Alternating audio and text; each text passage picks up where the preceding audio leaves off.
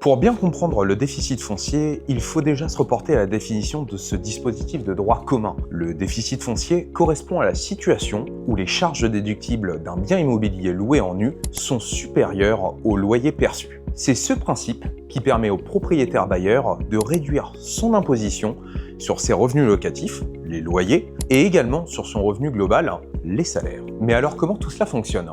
La première étape consiste à trouver une résidence éligible au déficit foncier. Vous pourrez alors sélectionner un logement proposé par un professionnel de l'immobilier et vous constaterez alors que le prix de vente de votre futur logement est fractionné en deux. Une première partie foncière qui représente un petit pourcentage par rapport au prix global. Et c'est sur cette partie que vous acquitterez des frais de notaire. Et comme cette somme reste faible, les frais de notaire le sont tout autant. Et la deuxième partie concerne, quant à elle, le montant des travaux. Et si les travaux sont conséquents, vous pourrez maximiser la réduction de votre imposition. Le prix et sa répartition étant vus, regardons maintenant le mécanisme de ce dispositif. On l'a vu à l'instant, le montant des travaux est primordial dans le mécanisme du déficit foncier puisque c'est ce montant qui va vous permettre de gommer une partie de vos impôts. Et pour bien comprendre, rien de mieux qu'un exemple. Prenons l'exemple d'un investisseur qui gagne 50 000 € de salaire à l'année et qui est déjà le propriétaire d'un logement en location avec 10 000 € de loyer perçu par an. Cette personne va acheter un logement en déficit foncier avec 100 000 € de travaux. Dès la première année, cette personne pourra gommer grâce aux travaux de son logement, la totalité de ses loyers perçus, vous savez les 10 000 €, et de baisser l'imposition de son salaire de 10